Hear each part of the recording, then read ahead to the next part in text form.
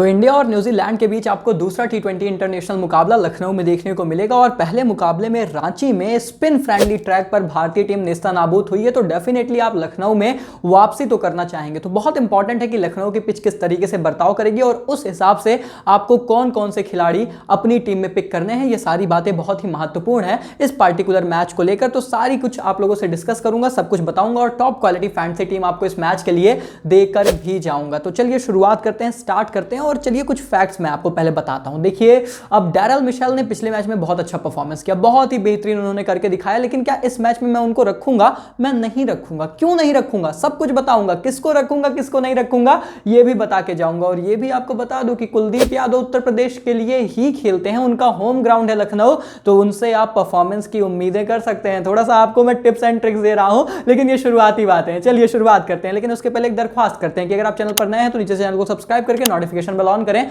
ताकि इस तरीके की इंटरेस्टिंग जानदार शानदार वीडियोस लगातार आप लोगों तक पहुंचे और भैया तगड़ी तगड़ी फैंटेसी टीम बना के आप भी तगड़े तगड़े इनाम हर दिन जीतते रहें, क्योंकि डॉक्टर क्रिक पॉइंट फैंटेसी का तो सिर्फ एक ही है, मैं आपको तगड़ा यहां पर इनाम जिताना है। और चलिए शुरुआत करते हैं विद द पिच रिपोर्ट। अब लखनऊ की पिच किस तरीके से होती है देखिए, टिपिकली ये माना जाता है कि ये बहुत ही अच्छी बल्लेबाजी की पिच है, बैटिंग सूटेड पिच है, स्पेशली ड्यू फैक्टर यहां पर अहम किरदार निभा सकता है। एंड वन मोर थिंग जो सबसे इंपॉर्टेंट है वो ये है कि अगर ब्लैक सॉइल यूज होती है वंस अगेन, क्योंकि लखनऊ में ना ब्लैक सॉइल भी है लेकिन दूसरे तरीके की मिट्टी भी है, तो ये बहुत इंपॉर्टेंट है कि कौन सी पर्टिकुलर पिच यूज होगी। इसको ध्यान से सुनिए, मेरी बात ध्यान से सुनिए, ये पिच रिपोर्ट बहुत महत्वपूर्ण होगी इस मैच के लिए। लेकिन अगर ब्लैक सॉइल यूज होती है, जो कि जनरली हमें देखने को मिलता है, तो फिर क्या होगा? ब्लैक सॉइल, काली मिट्टी की वजह से ऐसा होता है कि पेसर्स को कंसिस्टेंट बाउंस मिलता है, अच्छी उछाल पर गेंद आती है और उसके साथ साथ स्पिनर्स भी दूसरी पारी में आते आते गेम में आते हैं। लेकिन अब दूसरी पारी में ड्यू भी आती है, शबनम भी आती है, तो वो भी आपको जहन में रखना है। तो ओवरऑल आंकड़े क्या कहते हैं, चलिए उनकी तरफ चलते हैं, सब कुछ बताऊंगा, परेशान मत होइए, हम बैठे हैं ना, आप बिल्कुल परेशान मत होइए। अब टी20 इंटरनेशनल में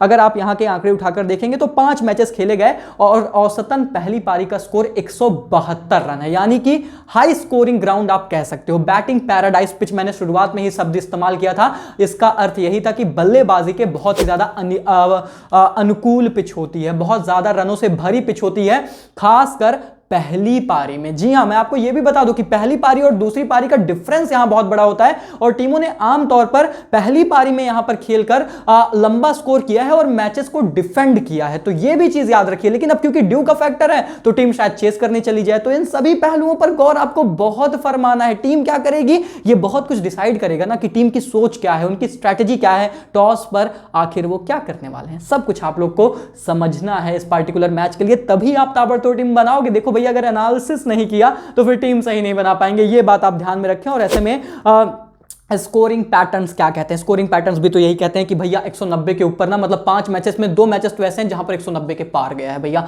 तो वही कह रहा हूं कि रन बनते हैं, इस पिच पर रन बनते हैं और 150 से मतलब 170 के आसपास भी 2 पारियों में रहा है, तो वही बात है 170 175 आप इतने की उम्मीद करिए, इससे ज्यादा की भी उम्मीद इस पिच पर आमतौर पर की जा सकती है। और ऐसे में बात करें दोनों टीमों के प्लेइंग 11 के बारे में, तो मैं ज्यादा कॉमेंट प्लेइंग 11 पे करूंगा नहीं, क्योंकि सच बात तो यह है कि हम तो फैंटेसी वाले हैं, तो हमारा फोकस सिर्फ रहता है कि जो खेलेंगे वो इंपॉर्टेंट प्लेयर्स है। लेकिन वही बात है कि प्लेइंग 11 में भारतीय टीम क्या कोई बदलाव करेगी? अब देखिए, बदलाव के हिसाब से तो मतलब बहुत सवाल है कि क्या पृथ्वी शॉ को खेलना चाहिए, शुभमन गिल क्यों खिला रहे हो? देखो वो ओडीआई में परफेक्ट है, पर टी20 में शायद उनको थोड़ा सा टाइम लगता है, सो why just not play Prithvi Shaw? बहुत सारे सवाल है, क्या पृथ्वी शॉ खेलेंगे ये मुकाबला? हमें नहीं पता है। क्या कोई और बदलाव यहां पर टीम देख रही है? हमें नहीं पता है। मुझे नहीं लगता कुछ खास ज्यादा पैनिक करेंगे, बहुत ज्यादा बदलाव की तरफ भागेंगे, 1-2 चेंजेस यहां पर जरूर हो सकते हैं। और उसके बाद बात करें न्यूजीलैंड टीम के बारे में, तो भाई पिछला मैच इतना अच्छा टीम खेल के आ रही है, ऑलराउंड बेहतरीन परफॉर्मेंस आई है, तो क्यों ही छेड़खानी करेंगे? तो अनचेंज्ड प्लेइंग 11 आपको उनकी भी देखने को मिल सकती है। लेकिन अब जो सबसे इंपॉर्टेंट है वो है टॉप पिक्स। इस मैच के लिए मेरी टॉप पिक्स कौन कौन से खिलाड़ी होने वाले हैं, तो let's just start with the number 1, सूर्य कुमार यादव। 100%। पहली बात तो बैटिंग पैराडाइज पिच है, उनको ऑलरेडी बल्लेबाजी करना पसंद है। पिछले मैच में बंदा फॉर्म में था, 47 रन मार दिए इतनी कठिन पिच पर, तो यह पिच तो उसके कंपैरिजन में बहुत ही ज्यादा आसान होगी, ऐसा प्रतीत होता है। तो फिर इनके बल्ले से अगर रन निकल रहे हैं ना, तो बहुत ज्यादा रन निकलेंगे इस मैच में, ये आप ध्यान में रखें, नोट कर लें। Surya Kumar Yadav very very important player for this match. और उसके बाद नंबर 2 हार्दिक कुंफू पांड्या। जी हां, पिछला मैच उतना बेहतर नहीं गया था, ना गेंद के साथ ना बल्ले के साथ, लेकिन एक चीज मैं आपको बताऊं कि हार्दिक पांड्या ना एज अ लीडर सबसे बड़ी बात क्या है, रिस्पॉन्सिबिलिटीज खुद ले रहे हैं, गेंदबाजी करने आ रहे हैं, बार बार आ रहे हैं, कोटा अपना पूरा कर रहे हैं, तो वो चीज फैंटेसी वैल्यू से हमें देखो, हमें अपना दिमाग रखना है कि हमें पॉइंट्स कौन देने वाला है, बस उस चीज पे दिमाग रखिए। तो फैंटेसी पॉइंट ऑफ व्यू से फिर वो आपको पॉइंट्स देकर जा रहे हैं अपनी गेंदबाजी की वजह से, देन फिर वो आपको बल्लेबाजी भी करते हुए जरूर नजर आएंगे। And one more thing let me just tell you, अगर वो पहली पारी में बल्लेबाजी करते हैं तो हार्दिक पांड्या बहुत इंपॉर्टेंट पिक है इस गेम के लिए, मेरी ये बात आप याद रखिए। अगर पहली पारी में बल्लेबाजी भारत की आई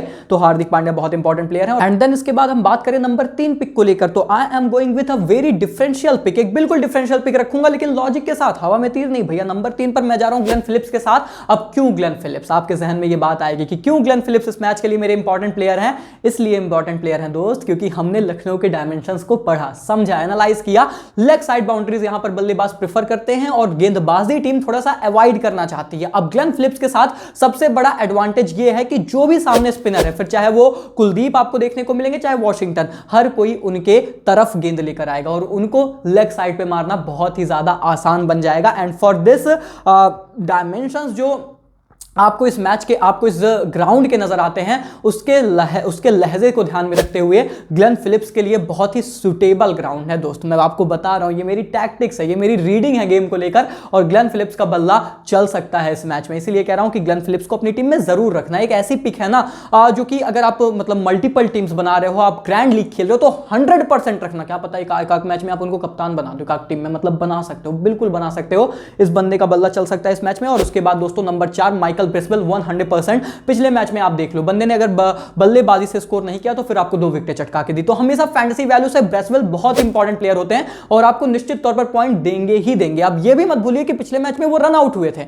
उनकी फॉर्म अच्छी है, वो इस मैच में बल्ले से भी और गेंद से भी, दोनों पक्षों से डिलीवर कर सकते हैं। तो at the end of the day fantasy value के हिसाब से he is a perfect choice for your team. तो उनको भी आप अपनी टीम में जरूर रखें और इन सभी पहलुओं को ध्यान में रख के अगर हम फाइनल टीम क्रिएट करें। तो विकेट कीपर्स के तौर पर एक विकेट कीपर के साथ मैं जा रहा हूं इस मैच में, and that is Devon Conway. मुझे पता है कि भारतीय टीम का टॉप ऑर्डर भी परफॉर्म करेगा इस टीम में, बट अभी मैं श्योर नहीं हूं कि एग्जैक्टली किसको पिक करना है, इसलिए मैं थोड़ा सा भी बेस टीम में अवॉइड कर रहा हूं प्लेयर्स। लेकिन Devon Conway definitely wicket keeping slot में आप उनकी तरफ जाएं। बल्लेबाजों में 4 बल्लेबाज मेरी टीम में है। सूर्य कुमार यादव है, मार्क चैपमैन है, ग्लेन फिलिप्स है, शुभमन गिल है। लेकिन मैं साफ तौर पर बताऊं कि मार्क चैपमैन की जगह मैं राहुल त्रिपाठी को रख सकता हूं। ऐसा हो सकता है कि टॉस के बाद यह बदलाव मैं अपनी टीम में कर सकता हूं, क्योंकि पिछले मैच में चैपमैन चले नहीं, पर चैपमैन एक शानदार खिलाड़ी है और मुझे लगता है कि वो चल सकते हैं, उनका भी दिन आ सकता है। पर राहुल त्रिपाठी भी भले क्विक स्कोर करेंगे, पर स्कोर तो करेंगे, पिछले मैच जैसा हाल तो उनका भी नहीं होगा, ये मुझे पता है। तो कोई ना कोई तो हमारे टॉप टीम में चलेगा ही चलेगा, ये बात तो मैं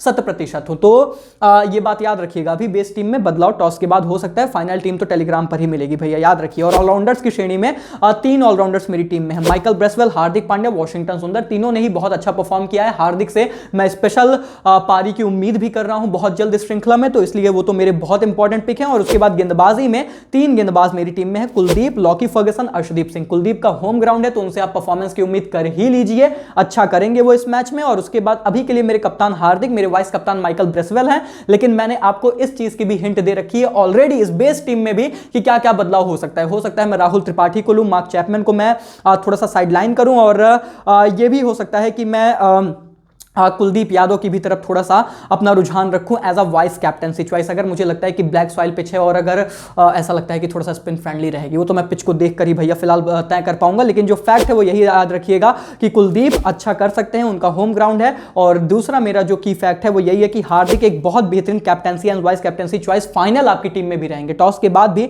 अगर इंडिया पहले बल्लेबाजी कर रही है। तो ये सारी चीजें भैया याद रखें, स्ट्रेटेजी से हम चलते हैं तभी हमारी टीम लगातार डिलीवर करती है। तो भैया ये चीजें आप ध्यान में रखें, गट फील और स्ट्रेटजी का मिश्रण आपके सामने रख दिया है। बाकी Telegram DRCP fantasy link description comment box में पिन्ड है, अगर आप लिंक से जाना चाहते हैं जस्ट क्लिक ऑन दैट, जाइए ज्वाइन करिए। अगर आप सर्च करना चाहते हैं टेलीग्राम पर तो जाइए सर्च करिए DRCP फैंटेसी, आपको हमारा चैनल मिल जाएगा और वहां पर जाकर जरूर जुड़ें, क्योंकि फाइनल टीम ना सिर्फ केवल इस मैच की बल्कि बहुत सारी जो लीग्स चल रही हैं हर जगह की आपको वहीं पर मिल रही है। तो भैया जरूर से जरूर जुड़े। मिलते हैं बहुत जल्द एक और इंटरेस्टिंग जानदार शानदार वीडियो के साथ, तब तक के लिए take care, good bye, thank you so much.